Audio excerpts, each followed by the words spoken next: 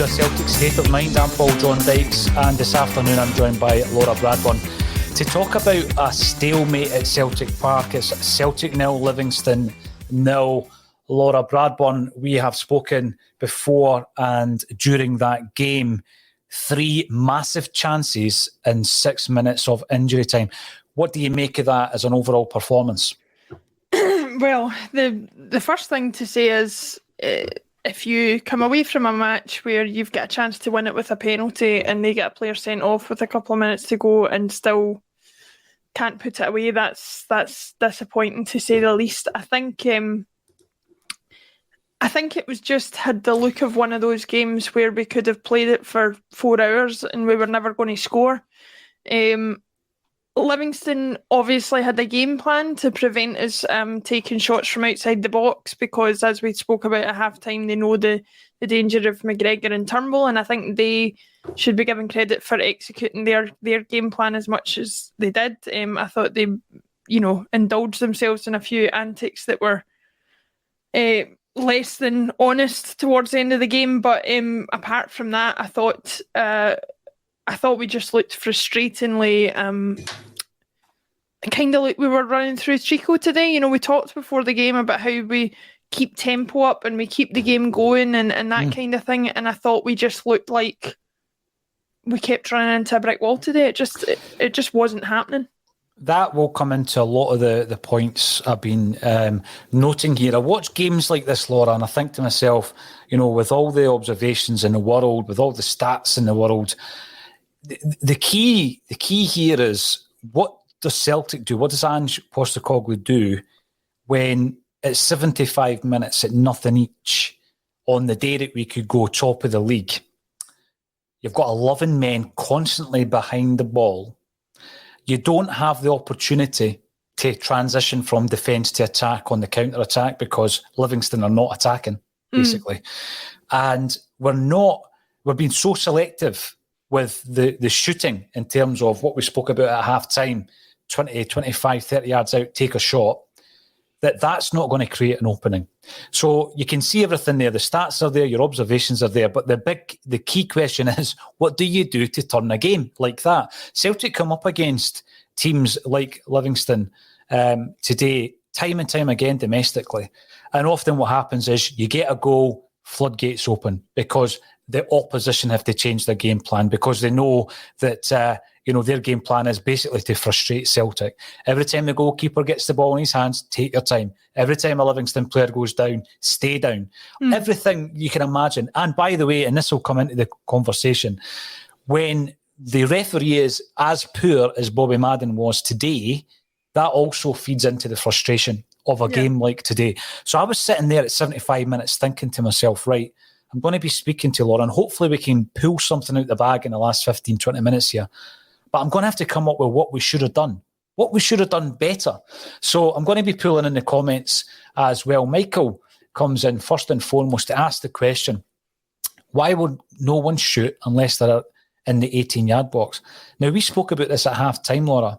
We've got players who have the ability to score from distance. But you've noticed, let's go back to Ryan Christie's comments earlier in the season where people were lauding his performances and in particular his shooting compared to last season. And he says, well, it's because last season we had a shoot on sight policy. This season it's different. It was pretty clear that it's different when you look at the lack of opportunities from distance today. I'm not going to say we try to walk it into the net. The problem is every time somebody shaped to shoot, to use a very commonly used phrase on the commentary, there literally are 11 men behind the ball and you're in the final third, so they're camped in a very, very short space. I don't think there was a situation today where someone should have shot and you're screaming, shoot, because there simply was not that opening in the game. So the question remains, what do you do in a scenario like that? I totally agree. I actually thought, although I think we could be accused of what Michael's saying there of not shooting when we should have in the past, I think today it didn't really apply. I thought there's only so much you can do when they're pinning themselves back in the box, and I think that's been a very deliberate tactic on David Martindale's part. a lot of the best goals we have scored this season have been on the counter attack. But if they've got nothing to counter, then we can't do that. Like you said, I mean, I can't remember the last time an opposition team camped themselves in their own half the way Livingston did today for a long time. Most teams, especially in the past 18 months, as our sort of mystique has, or our dominance has faded slightly, people have come to Celtic Park not fearful. Livingston came today fearful and just completely shut the game down. Now, I'm not saying they should or shouldn't do that. I don't believe this whole pro-football, anti-football thing. You do what you can to get the result that you need from the game. But in Ange's defence, I think most managers would have struggled to find a solution to that today, because they were too deep to pass around them. You couldn't counter-attack against them. They were blocking every shot that you were hitting. It was just a very, very frustrating day. It was. Now, I'm going to bring in Stephen Sloan. Are we still raving about Giakoumakis? Now, what I would say is we weren't overreacting to anything Giakoumakis had done, but up until that moment where he's missed the penalty, and we'll talk about it, he hadn't really done that much wrong, to be honest, Stephen, I don't think. And I remember, and I'm probably sitting like every other Celtic fan, wondering why he's taking it. And I remember feeling like that in the Broom loan when Samaras and Commons came together. And we've seen this a few times where there's two players wanting to take a penalty. And you're kind of screaming, Commons has got to hit this. He was in a rich vein of form. Samaras takes the penalty and misses it. It's saved and we draw nothing each, and we lost the title that year by a point. I'm not going to say that this is similar and it's different opposition, but I had a similar feeling when Giakoumakis stepped up to take that penalty. Now, there's so much behind the scenes that we'll never know about. I mean, designated penalty taker should be known prior to kickoff, and it isn't always the case, Laura. I've seen Johansson and Griffiths arguing over penalty. I've seen Simon Lynch and Sean Maloney arguing over penalty. So Giakoumakis must have been confident enough. And if you look at his stats last season, his vintage campaign in Dutch football, he scored a lot of penalties. So he's obviously got a good record. And it's great with hindsight. He tucks that away. We're not even having this conversation. But obviously the other one that you're looking at is Juranovic, who's got a 100% goal scoring rate from the penalty spot. So you brought it up, Stephen. We will talk about that penalty. But let's talk about it in terms of the 6 minutes of injury time. So when that goes up and you've got 6 minutes, at that point, I'm not going to say I was still confident, but I thought to myself, right, one final opportunity to get this goal that has, that we've been chasing for 90 minutes. And I believe that the situation that got us the penalty was an interesting one to look at first and foremost. So for me, all day, I thought Celtic, you've just got to look at the possession, 85% Celtic, 15% Livingston. However, somehow, someone can maybe figure this one out for me. We've both been penalised for 10 fouls. So we've got the ball for 85% of the game. So when we're out of possession, basically we're just hacking opposition players. No, it comes down to the standard of the refereeing, Laura. So every single tiny little niggle that a Celtic player had, he was calling up a foul. And I'll tell you, there was a few occasions where Kyogo was on the wrong end of that. And I was becoming quite frustrated for Kyogo because I thought to myself, that's never a foul, but he was getting pulled up for it. But I thought he played a blinder with Obalai, because if you watch it back, Kyogo actually gives him a wee shove. He winds him up, right? Yeah. And basically it's the dark arts. And by the way, if it wins you the game, I'm not complaining. The boy responds and we win the penalty. It's at that moment that you think to yourself, right, this has been a frustrating afternoon. But really, when we look back on this game at the end of the season, who cares? You win the 3 points, you score the penalty. Yep. And he misses. So he's getting a wee bit of stick in the comment section, Laura. What did you make of that? I mean, listen, he's got a great penalty record with previous clubs. And as I say, we wouldn't be having this conversation, but it was a fairly poor penalty kick. Well, listen, to address the question from the commenter specifically, we're stuck between a rock and a hard place as far as these comments are concerned, because you criticise a player's poor performance and you're told you're too negative. you praise a player and then they have a poor performance and you're told that you don't know what you're talking about. So, you know, we're offering opinions based on the evidence that we see. I don't think that because Giakoumakis missed a couple of chances, he had a poor game. Should he have had 2 goals today? Probably. The fact that he didn't is poor, but it doesn't make him a bad footballer. I personally don't have a problem with a striker whose job it is to score goals stepping up and having the confidence to take a penalty. Beyond that, I think it is like, as you say, if he scores it, we're not having this conversation. I don't think the issue lies in him having the confidence to take the penalty. The issue lies in the fact that he missed it and he should have scored it. Juranovic maybe could have been a bit more insistent about taking the penalty, but again, we're not privy to the conversations that are had before the match or the suggestions that maybe there's flexibility there for somebody to say, oh, I really feel like I've got the confidence to take this. You know, that's all stuff that we're not privy to, but a striker missing a penalty does not make him a bad player. Having said all of that, we can't come away from a game where a player gets sent off and we get offered a penalty and we still don't win the match. That's poor. Going back to the point about Kyogo as well. I mean, I like Celtic teams to play the game as honestly as possible. And we all know Kyogo's personality. He's like about as humble a guy as you could hope to come across from the things that I've seen of him. But there comes a point in football where you are faced with a team who are willing to do whatever it is that they need to do to get what they need out the football match. Livingston did that today. You know, you can call it wily, you can call it street smart, you can call it whatever, but occasionally they were going down when their players weren't injured. They were attempting to waste as much time as possible. Yep. So if we can do something in response to get ourselves an advantage, I have absolutely no problem with that. And also, Kyogo doesn't need to throw himself on the floor or doesn't need to, do what he did if the Livingston defender doesn't react in the way he did. The Livingston defender can keep himself completely out of that situation if he doesn't react in the way he did. So I have no particular issue with it. The only thing I have an issue with is that it came to nothing. So, I think, you know, the negative comments that I'm sure are coming through about the performance today are as much about frustration as anything else because, you know, on another day, if the team isn't banked in the way that it is, then I think we score goals, but it was just very hard to break them down today. It was, and Obalai was one of the main reasons for that. Laura, when you watch it back, I think if we changed our game plan in any way, shape or form today, it was probably to absolutely load that box with crosses. I mean, I counted them in the first half, there was 17 or 18. And then in the first 4 minutes of the second half, there was another 4. So we're probably looking at, you know, upwards of 30 crosses into the box. And I think the reason we did that was to use Giakoumakis as a target. To go back to what Stephen said, and we appreciate every single comment, by the way. I'm not shooting Stephen down in any way, shape or form.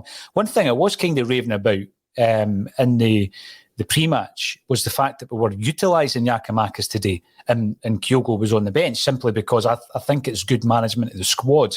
You don't expect 75 minutes in to have 85% possession and nothing to show for it at that stage. And that's when obviously you start to look at making the changes. But the simple thing of the transition, for example, Laura, and I noticed this, Joe Hart gets a by kick. So Livingston knock the ball out, and he's been doing this all season. The ball boy, like that, gives him the ball back, and it's route one up to Giakoumakis. Now, that isn't your old-fashioned long ball football. What that is that 75 minutes into the game, you've not been able to counter. You can't change defence and transition it into attack because Livingston haven't been attacking. So you've not been on the back foot and been able to break. And I think Hart's, his experience has allowed us to create that one of few openings in that occasion. And to be honest with you, going back to what you said about Kyogo winning the penalty, I don't mind that. You know, if it comes from Route 1 football, we win the game 1-0, we all go away happy. And in the good moments of the season, we play exciting football. It was still a very controlled performance. There wasn't much to write home about. I'm going to bring up something that Joe Porter says. we've had a really tough run of matches recently. We have a small squad, and we did look a bit tired. We are in this title race. I totally agree with that. I'm not going to get too... I mean, listen, I get frustrated whenever Celtic fail to win a game, no matter what competition it's in. But I'm not going to overreact today. No. We've drawn nothing each against Livy. We've seen it. We've seen performances like this before, Laura. And Joe's right in what he says. It's pretty tight at the top. Had we won and we were sitting pretty in the top of the league, I don't think anyone would have expected that when we were, pretty early in the season. We'd already lost the Tynecastle Ibrox and the Tony Macaroni. This is the first team that knows basically how we're going to shape up, because it's the second time we've played them. I think they to give them any kind of credit, although it is proper anti-football, Laura, there's no denying that. They do it very well. David Martindale does it very well. And it is completely anti-football. But what frustrates me above the penalty miss, we had another 2 chances after it. Yeah. We had another 2 chances whereby there's a chance for Forrest and then Giakoumakis. Both of them kind of swipe at it. And then in the dying embers of the match, Turnbull gets a chance and he flights it over. And that chance he got was from yet another Ralston cross. And we can't forget, because we're disappointed, about some of the good things in that performance. And one of the good things for me was the performance of Tony Ralston up the right. Yeah, Tony Ralston, I mean, like we said at half-time, was the best player on the park, I think, and certainly kept that performance up in the second half. He's getting to the point where we're not even talking about his defensive performance, because that's as assured as it is, and he is offering us something going forward. So I think he's he's probably the last person we need to talk about in terms of anything concerning, because he really was fantastic today, or as good as I've seen him anyway. The chances at the end of the match, the one that I kind of couldn't believe was the Giakoumakis one, where it kind of rolls across him, and the phrase "he was on his heels" gets used a lot in football, but he really looked like it. He should have been on his toes, leaning forward, looking for that ball. You can almost be assured that if that had been Kyogo in his position, that would have been a goal, because he'd have been looking for that rebound, looking for the chance coming in. Giakoumakis, I don't know whether it's that he's not match sharp or he's not had enough game time, but he just looked as though he was almost surprised that it came into his path. And so that one I was a bit disappointed with. And I think, to be honest, we just looked as though even when the ball was breaking for us, we weren't going to score. The 2 most encouraging bits of the second half for me, though, were Mikey Johnston and James Forrest. Mikey Johnston first was a player that just injected a little bit of zip into the team that wasn't there in the first half. He came on, I think, for Abada, according to I know he went on at the same time as Kyogo, but he came on for Abada, and I thought he just had everything that Abada didn't have in the first half, and was trying to take players on, trying to create chances, and was successfully doing so. It's not his fault that those weren't getting finished off. And James Forrest came on and was James Forrest on the right-hand side. I can't wait to see him get back up to match fitness and really open the taps as far as that's concerned. But it was all just a little bit too little too late. And that's not the manager's fault. I think he made the changes early, which is something that we wanted. But I'm the same as you. I've come on here before. We were only talking in the group chat the other night about a game against St Mirren that we lost last season, where I came on and I was absolutely furious. And today, although I'm frustrated with the result, I'm not annoyed. I don't think we played poorly. I think we couldn't break down a team that was willing to just park the bus in every sense of the word. And some days that's just going to happen. When it does happen, and this is something that, again, it's a difficult one to answer, I guess, when you've got such incessant pressure, you're 85-15 in terms of possession. You're finding it difficult, however, to create chances, Laura. And you do have some creativity on the bench. You've got plenty of creativity on the park. Is there more that could have been done today? I mean, it's frustrating. There's some points coming in. Yes, Livy were or are anti-football masters, but that's how they live and die. They're all about, they had a phenomenal season last season, but they're about staying in this league. And if they can come to Celtic Park and frustrate us the way they did today, then they've won a watch. They've done their job, and it's our job to break them down and to find a way. No filter rather. This game will be the one at the end of the season. I know what you mean, because there are games. I remember the one I've referred to there where Samaras takes the ball off Commons and takes the penalty at Ibrox. We lose the league. We lose the league because we missed that penalty. So absolutely, I get what you mean. But I still think, if anything has taught me anything this season, Laura, is don't call it too early. Because the form that we've shown since beating Aberdeen up at Pittodrie to get us, drag us right back up, because we were sitting in sixth place. We went down to London 3 or 4 weeks ago. We were in 6th position in the league. We could have gone top today. So if that's taught me anything, it is. And it's not about accepting the fact that 0-0 against Livingston is good enough, because I don't think it is. But I'm not going to overreact, because we are at a stage of the league where there's quite a lot, I feel, in the last month to be very positive about. However, the question remains, we're going to face this again at some point in the season. What do we do to find a way to win a game like that?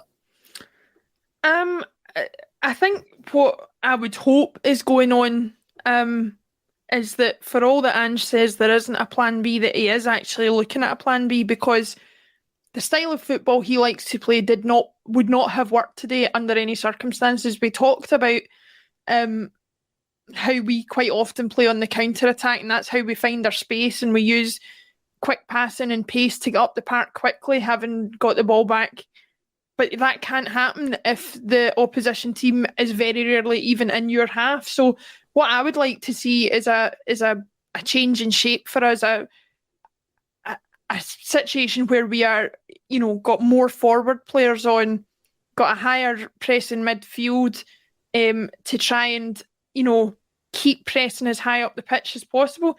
Having said that, though, I mean, I'm struggling really to criticise it, because they were pressing high up the park. Carter Vickers and Starfelt in the first half were, in Livingston's half. The whole team was pressing up against theirs, and it just wasn't working. I think my overwhelming feeling, to be honest, with the whole situation is, when you talked about going down to London a few weeks ago and us being in 6th position, if you told me that we'd come out of that run of games with wins against Aberdeen, St Johnstone and Hibs, 2 of those being away from home, and got a point against Livingston, I'm not sure I would have been all that disappointed. I'm not saying that we shouldn't beat Livingston at Celtic Park. Of course we should. But looking at it in totality, I think we've turned a corner. And I think even the mere fact we didn't look like we're going to lose that at any point today is a positive to take from it. That's true. There was, in my mind, no danger that Celtic were going to lose that game. We were in complete control. But my frustration is I think we are going to face a similar scenario moving forward. And I think we've got some of the most creative players in the league, Laura. And if these guys can't find a way, if they can't pick the lock of a defence, which is 11 strong, whilst, by the way, and we'll get on to this, whilst there's a referee that's, managing to give Celtic as many fouls as Livingston, when you consider that Livingston are basically chasing shadows for the majority of that game, yet we've fouled as many players as they have. I just don't understand that. Then my biggest concern is with all that flamboyance, with the entertaining football that you get from the likes of Jota and Kyogo and Abada, and then when Mikey Johnston and James Forrest comes on, we should be able to find a way. It's sometimes simple to say, why don't we shoot? Yeah, why not? Because, that's what opened the deadlock against Ross County. Cameron Carter-Vickers, speculative kind of effort, it ends up in the back of the net. Sometimes that's what you need. But I think that moment where the game turns happened in the 92nd minute when we get the penalty. And that's always going to be the big talking point. I hope at the end of the season we're not referring to it as that moment of the season that everything could have been different. Gary O'Hagan comes in. More teams than Livy will play that way, and it is up to us to break it down. Gary, anyone else out there? Gary, yourself, how do you break it down on a day like today? That is the big question, and I'm sure that Ange Postecoglou will be asked that question at the end of the game. Now, strangely enough, Laura, a wee Nostradamus moment at the beginning of the game, we were looking at that bench and we said, what if Starfelt pulls up with an injury? And it's exactly what happens. Were you impressed at how Ange Postecoglou dealt with that, though. It wasn't the obvious Welsh for Starfelt, which, by the way, would have been playing Welsh out of position. Yeah, I mean, he obviously showed, an ability to adapt, which is a phrase that's been used on this show numerous times, and to slightly change things up. I think he dealt with it the only way he knew how at the time, considering we were still looking for a goal as well. But as for Starfelt, I'm hoping it's not too serious an injury, because I would hate for him to have come into the team, taking a while to find his feet, and then just at the point where you feel he really is getting composed and looking at home in that defence for him to pick up that injury and be out for any considerable amount of time. I have no concern with Welsh coming in if he's played in position to replace him while he's injured, but I really hope that it isn't, because it isn't a major issue, because I don't think we can afford to lose him when, Julian, for example, is not likely to be back for any significant amount of time, and Liam Scales looks like he's not up Ange's street. So here's hoping. I've not heard any news yet, but hopefully he won't be out for too long.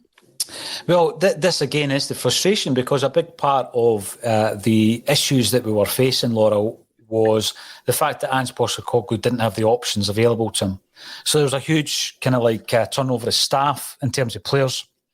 But there were some games, I think Real Betis was one of them, where you're looking at that bench thinking, what on earth are you going to do? You're not going to throw in Urhoghide or Liam Shaw, who have never kicked the ball for Celtic.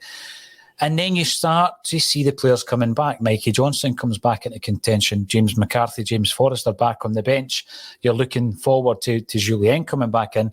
And then we lose Rogic on Wednesday night. We lose Starfelt today. And it's almost like, one step forward, two back. If, for example, Starfelt misses a few games, then, obviously we've got a big game next week.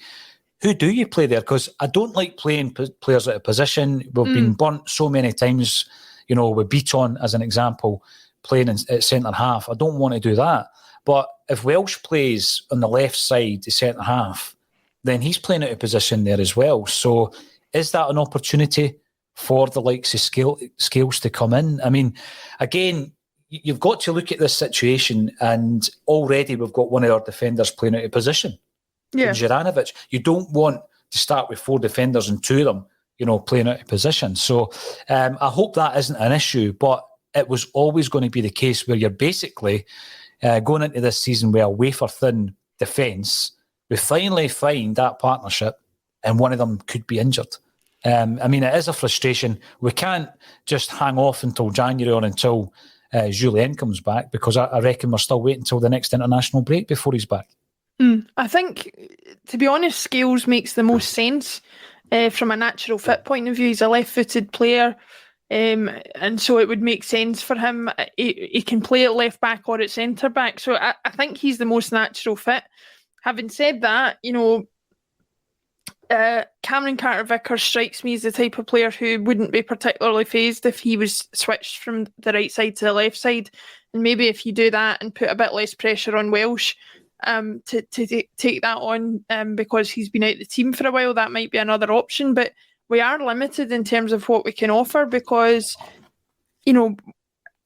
beyond the players that I've named, we've not really had an awful lot of other players play at centre back, and again, Beaton's one that I don't want to go back to, because I was only talking about before the match and at half time how I thought it's one of the best indications of how much choice we have in the squad that we don't have to use him at centre back. But yeah, I totally agree. I think if Starfelt's going to be out for any considerable amount of time, it's an opportunity for Scales to take that chance and make a place in the team for himself. Because if he can't take a chance at that point, then I don't know what opportunity he is going to take, because that's what being at a club the size of Celtic is. You might not always be in the team, you might not always be selected, but you have to be available to be selected and be ready when that chance comes along.